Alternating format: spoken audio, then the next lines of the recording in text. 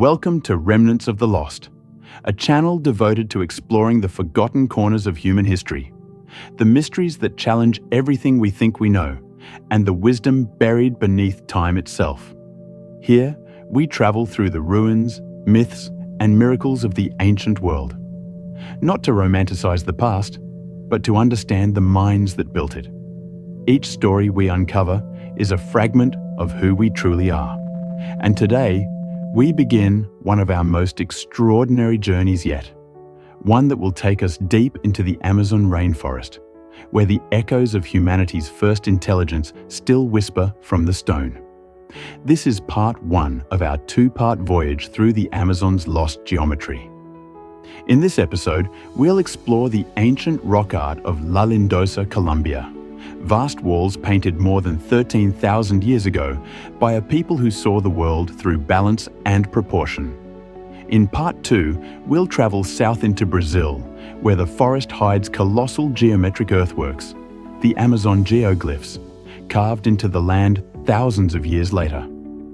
Together, these two worlds reveal that long before Greece or Egypt, there existed another civilization that understood the language of geometry, spirituality, and harmony.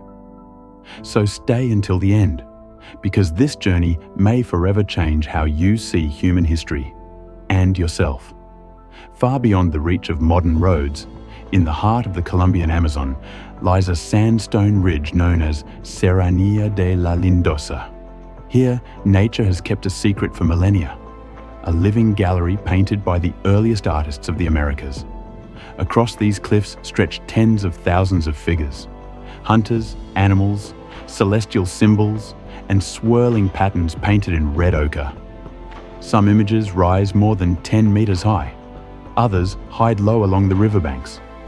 Together, they form one of the largest prehistoric murals on Earth, a masterpiece that has endured since the Ice Age. For decades, the jungle kept it hidden. Then, researchers from Colombia's National University and the University of Exeter began documenting the site. They expected simple art, the kind made by people still learning to survive. What they found instead was something far more sophisticated. Every figure followed a rhythm, circles repeated with precision. Animal herds formed deliberate patterns. Even human handprints were spaced in near-perfect intervals. This wasn't random art, it was design, a visual language of proportion and balance. Without metal tools, without mathematics, these ancient Amazonians captured the same logic that would one day define geometry. They saw structure where others saw chaos. They found pattern in rivers, symmetry in leaves, and rhythm in the flight of birds. Their art wasn't about survival. It was about understanding the invisible order behind existence itself. The pigment they used came from the earth, hematite ground to dust mixed with plant oils and animal fat. It was the color of blood, soil, and sunrise, a reminder that life and art were the same substance. Even after 13,000 years of rain and wind, that red still glows. The walls seem alive, as if the artists only stepped away yesterday. Among their descendants, the Nukakmaku, Jiu, Tucano, and Desana, these cliffs remain sacred. They call them the skin of the ancestors. They believe the painted beings are not symbols, but spirits, watching and teaching. Their stories tell us that to paint the world was to preserve it. Each spiral was a breath of creation, each circle a song of balance. They didn't study geometry, they worshipped through it. Their understanding wasn't written in books, but in the living world around them. They knew what we often forget, that to live in harmony with nature is the truest form of intelligence. These paintings remind us that civilization didn't begin with cities or rulers. It began with awareness, the moment a human hand traced meaning onto stone. Long before Greece, before any empire, people here had already discovered the same universal truth, that everything, from stars to rivers to souls, moves in pattern. They didn't call it mathematics, they called it life. Stay with us, because this is only half the story. In part 2, we'll journey deeper into the Amazon, where the forest hides another revelation. There, geometry isn't painted on walls. It's carved into the earth itself. Massive circles, squares, and lines stretch for miles beneath the trees, connecting art, science, and spirit in a way the world has almost forgotten. What began as color on stone will become shape in soil, and together they will reveal a civilization that measured beauty not in power, but in peace. This is Remnants of the Lost, and our voyage into the world's first geometry has only just begun. The cliffs of La Lindosa are more than ancient stone. They are pages from humanity's first book. When explorers first rediscovered them, they didn't just uncover drawings. They heard a whisper from the beginning of human thought. A whisper that spoke not through words, but through balance, color, and rhythm. In the heart of Colombia's Amazon, the Guayabero River Valley winds between red cliffs and green jungle. Here, long before pyramids or cities, the first artists of South America painted their understanding of the world. Stretching for kilometers across sandstone walls, their work has survived 13 millennia. A conversation between humans and nature that never ended. They painted what they saw: deer, fish, monkeys, and snakes. But they also painted what they felt: spirals, circles, and intricate patterns that reveal something deeper. The birth of symbolic thought. Their art wasn't merely storytelling, it was reasoning. It was the moment humanity looked at the world and realized it had structure. Archaeologists from the University of Exeter and Colombia's National University have dated these paintings to over 12,600 years old. They belong to a time when glaciers were retreating, when the Amazon was transforming from dry savanna into a flourishing rainforest. And amid this vast environmental shift, humans found beauty instead of fear. They didn't carve stone idols or build temples. Their devotion was painted in red ochre, the color of earth and blood. That same pigment still glows on the rock, soft but unyielding, like an ancient heartbeat refusing to fade. When scientists began studying the cliffs, they expected chaos, simple, random markings of a people struggling to survive. Instead, they found symmetry. Every wall followed rhythm and proportion. Circles repeated in near-perfect spacing. Human figures appeared arranged in waves, their bodies aligned like echoes of motion. Even handprints followed a pattern, not scattered, but evenly placed as if guided by unseen geometry. To those early Amazonians, art wasn't decoration, it was order, a reflection of the design they saw in nature. They didn't separate science from spirit. For them, the two were one and the same. They observed how vines grew in spirals, how rivers curved, how birds flew in formation. They saw that the world itself was shaped by rules, invisible yet harmonious. And when they painted, they captured that harmony. Without measuring tools, without mathematics, they found balance through observation. Their geometry was alive. It breathed through the patterns of the forest and pulsed through their hands onto stone. Their descendants, the Nukakmaku, Jiu, Tucano, and Dasana, still live in the surrounding rainforest. To them, La Lindosa is sacred ground. They call the paintings the skins of the ancestors. They believe the red figures on the walls are spirits, still living, still watching, still teaching. In their traditions, these paintings were made when the world was young, when humanity and nature spoke the same language. They tell stories of creation where art, sound, and life were one continuous rhythm. Each image carries memory, not only of the people who made it, but of the earth itself. A Dasana elder once said, "The cliffs remember what people forget." The ancestors painted the world so it would not vanish from itself. These stories aren't myths. They are philosophies, reminders that balance is not something humans created, but something we once belonged to. Standing before the walls of La Lindosa today, one can feel that same pulse of connection. The ochre lines seem to vibrate, as if still alive. They tell us that beauty and knowledge were never opposites.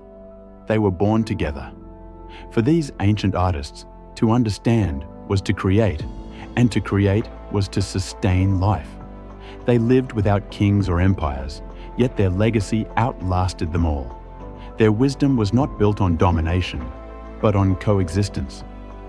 They found strength not in walls of stone, but in harmony with the living world.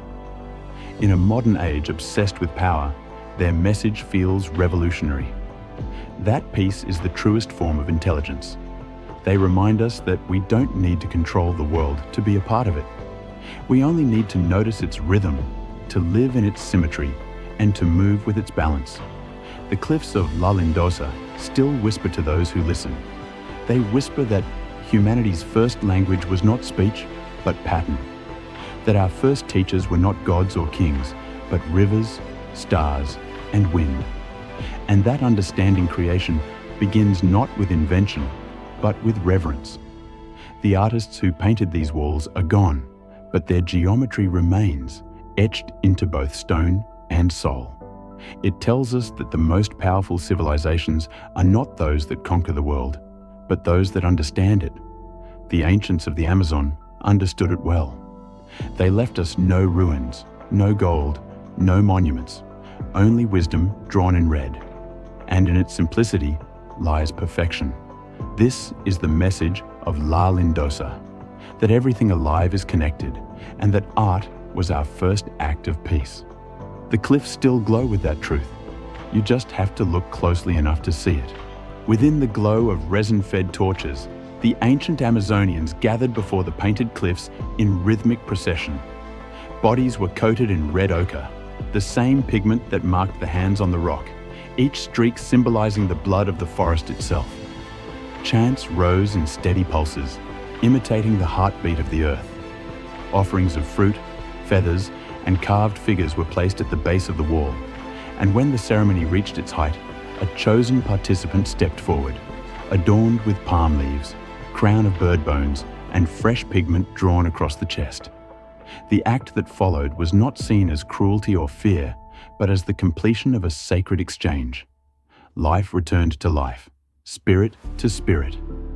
Archaeological traces, pigment-stained bone fragments, ochre mixed with ash, and deliberately arranged remains suggest that these offerings were carefully performed, witnessed by the community, and accompanied by songs meant to guide the spirit into union with the forest. To those who lived then, the red cliffs of La Lindosa are older than memory, older than writing, older than everything we call civilization. But how old exactly are they? That question has divided scientists, stirred debate, and, for some, changed the timeline of human history itself. Most researchers agree the paintings are at least 12,600 to 13,000 years old, already ancient beyond imagination. But some evidence suggests a truth even more astonishing, that certain layers of pigment could be as old as 25,000 years. If that is true, then these cliffs were painted when the Ice Age was still at its height, when glaciers blanketed the north, when mastodons roamed the plains, and when the Amazon itself was just beginning to take shape. If true, then these paintings aren't just the oldest in South America. They are among the oldest acts of human imagination on Earth. When archaeologists began carefully peeling back the layers of sediment, they found older figures buried beneath the newer ones. Faint outlines of animals and symbols drawn by earlier generations. It became clear that the people of La Lindosa returned to these walls again and again over thousands of years, adding new layers to old stories, repainting their identity as time passed. Each image, each stroke of red, wasn't simply art. It was inheritance. These cliffs were their library. Every figure, a chapter. Every layer, a generation speaking to the next. The act of painting here wasn't spontaneous. It was ceremonial. It was how they recorded memory and renewed their connection to the past. They didn't write with words. They wrote with pattern and rhythm. Through these layers of art, they built something no other civilization had yet created. A visual continuity of thought stretching across millennia. Modern technology has helped unravel their story. Using radiocarbon dating, satellite imagery, and digital pigment analysis, scientists discovered subtle differences between paint layers. Some of the deepest pigments, nearly hidden by centuries of erosion, appear much older than previously believed. So old they may push back the date of human settlement in the Amazon by more than 10,000 years. If that proves true, it means that while northern continents were still locked in ice, people here were already painting harmony onto stone. They weren't wandering tribes. They were thinkers, philosophers of nature who saw beauty in balance long before the first civilization rose anywhere else. The debate remains fierce. Some argue the layers shifted naturally over time. Others insist the pigment's age cannot lie. But beyond all the scientific argument, one truth stands clear. The mind that made these paintings was already fully human, curious, creative, and conscious of eternity. Archaeologists also noticed something else unusual.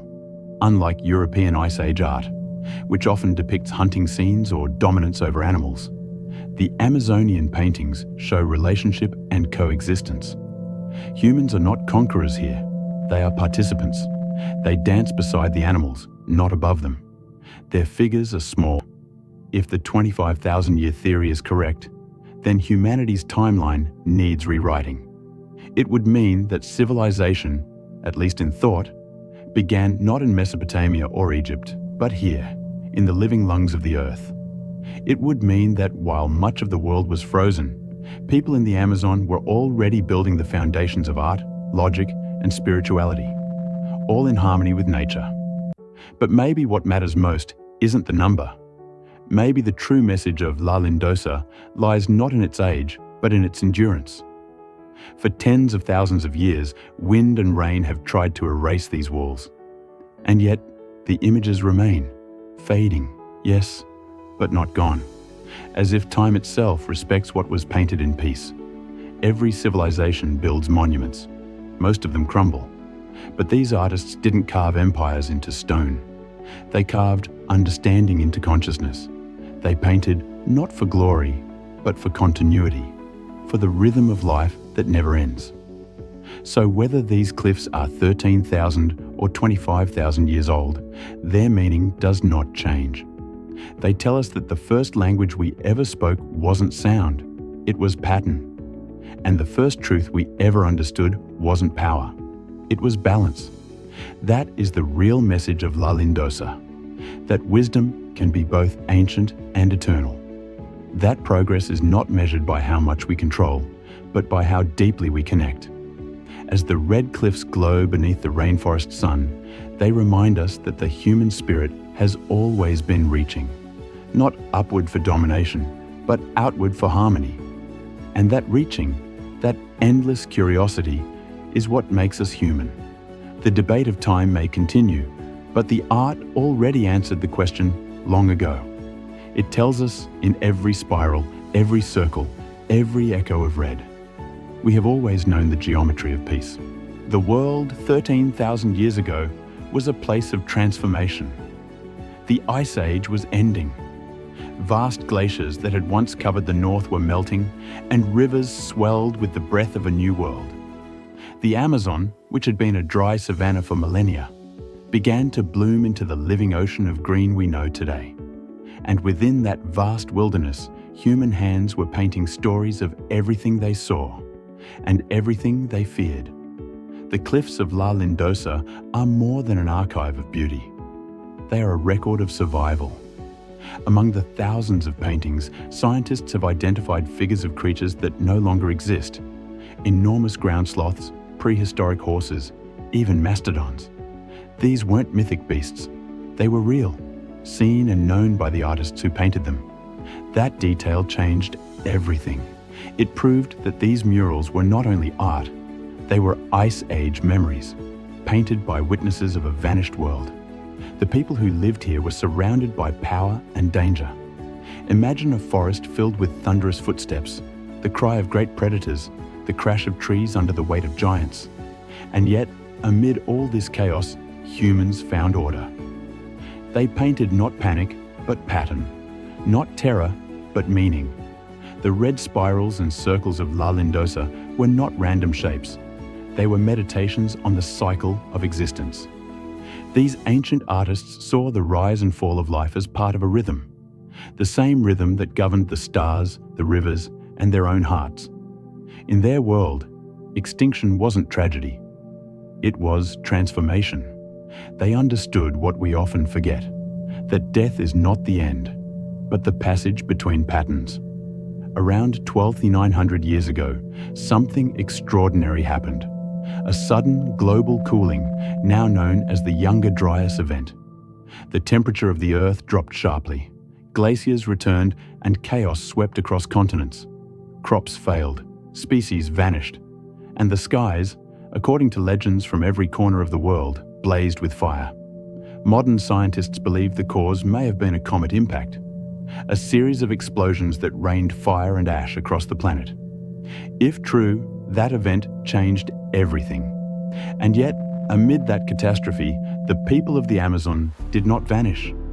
Their paintings continued, steady, rhythmic, unbroken, as if they understood that even in chaos, order remains. While the world burned, they painted. While others feared, they created. Their red ochre hands pressed against the stone became the mark of endurance, the symbol of human balance against nature's fury. The Younger Dryas left scars on the world, but it also left lessons. It showed that fragility and strength are twins, that beauty often survives what logic says it cannot. When archaeologists studied the pigment layers of La Lindosa, they noticed something remarkable. The oldest figures, those of the Ice Age animals, were fading under newer images, spirals, lines, and suns. It was as though the people, after witnessing destruction, began to seek deeper order, geometry emerging from chaos. The art changed because consciousness changed. The hunters became philosophers. The survivors became observers of pattern, and geometry became their language of peace. The cliffs tell this story without words. In the lower layers, we see a world of animals and struggle, survival painted in motion. Above that, human figures dance beside symbols of balance, spirals and circles representing the order they found after the storm. Each layer speaks of renewal, as if the people were saying, "We are still here, and the world still has meaning." Their art evolved alongside the forest. As the Ice Age melted away, so did fear. What replaced it was understanding that creation and destruction are parts of the same sacred design. Many of the Amazon's living tribes still tell stories of that ancient cold. The Dasana speak of the time when the sun fell asleep. The Tucano recall a great fire from the sky that turned rivers to smoke. These aren't myths. They are memories of environmental trauma, carried through generations. Yet in every version of the story, one message repeats: the earth was wounded, but it healed. And so must we. When we look at the La Lindosa murals today, we're not just seeing the past, we're seeing human resilience itself. The art of the Ice Age Amazon wasn't born from comfort, it was born from crisis. It was the human answer to chaos, to see beauty where fear could have lived. The spirals painted during that cold and fire are the same spirals we draw today when we try to understand existence. They are symbols of continuity, of life turning, changing, but never ending. Maybe that's the greatest legacy of the Ice Age artists. Not their pigments, not their tools, but their faith. The belief that order can be found even in catastrophe. That pattern never dies, it only transforms. And perhaps, in their silent way, they were telling us something we've yet to fully hear. That survival isn't just about strength, it's about harmony. That peace isn't the absence of chaos, it's the understanding of it. The world they painted no longer exists. The giants are gone, the glaciers have melted, and the comet's fire has cooled. But their message endures in every red handprint pressed into the stone. A promise that no matter what the world becomes, humanity will always find a way to create meaning. When researchers analysed the distribution of shapes across the cliffs, they found recurring mathematical patterns, ratios that resemble those seen in natural growth and cosmic design. These ancient artists had no equations, yet their work reflects the golden proportions seen in seashells, hurricanes, and galaxies. How did they know? Perhaps because they didn't need to measure. They simply observed. They were part of the pattern, not separate from it. To them, geometry wasn't a human invention. It was the handwriting of creation, something they could feel, not calculate. It wasn't a subject, it was a state of being. That understanding gave birth to something new, sacred geometry, the bridge between human perception and universal design. Each spiral told a story of time, rebirth, and eternity. Each circle represented unity, the balance between life and death. Each triangle pointed to the harmony between sky, earth, and water. Their art carried the same essence found later in the temples of Greece, the mandalas of Asia, and the pyramids of Egypt. Yet these people lived long before any of them. They were the world's first geometers, the original architects of balance. And maybe that's the truth we've forgotten, that geometry didn't begin in marble halls, but in the rainforest, in the hands of those who painted with the pulse of the earth itself. But even with this wisdom, these people weren't free from the shadows of their age. Their stories speak of rituals and offerings, acts of devotion, and at times of fear. Some tribes practiced sacrifice, believing it was the price of cosmic order. They thought blood was the color of balance, the same red that marked their sacred walls. It's easy to judge them from the distance of time, but their world was one of uncertainty and reverence. They saw the universe as alive, capable of anger, forgiveness, and renewal. Perhaps what we can learn from them isn't the ritual itself, but the realization that violence solves nothing. They lived through chaos and understood balance. We too must learn to live through conflict and rediscover peace. Because all the patterns of geometry, all the art, all the harmony, mean nothing without peace to sustain them. The people of La Lindosa have long vanished, but their message remains. They tell us that beauty can be wisdom, that balance is survival, and that creation is sacred. They show us that the mind and the heart were never meant to be separate. They are both parts of the same circle. Their geometry was not meant to measure the world. It was meant to remind us how to belong to it. So, as we leave the red cliffs behind, we carry their lesson with us. Harmony is the highest form of intelligence. Peace is the ultimate design. But our journey through the lost geometry of the Amazon is far from over. Because beyond these cliffs, beneath the green expanse of the rainforest, lies another mystery, one carved not in pigment, but in earth itself. There, colossal circles and squares stretch across the land, invisible from the ground, yet clear from the sky. A civilization's design so vast it could only have been seen by the gods. Who built them? Were they the descendants of the painters of La Lindosa? Or another people who inherited their geometry of peace? In our next episode, we'll uncover the Amazon geoglyphs, the sacred architecture of a forgotten world. A story where art becomes landscape and geometry becomes life itself. This is Remnants of the Lost, and our voyage into the ancient mind continues. If you've felt the rhythm of this journey, the art, the harmony, the truth hidden in red, subscribe, like, and share this story, so that the whispers of the ancients can be heard once again.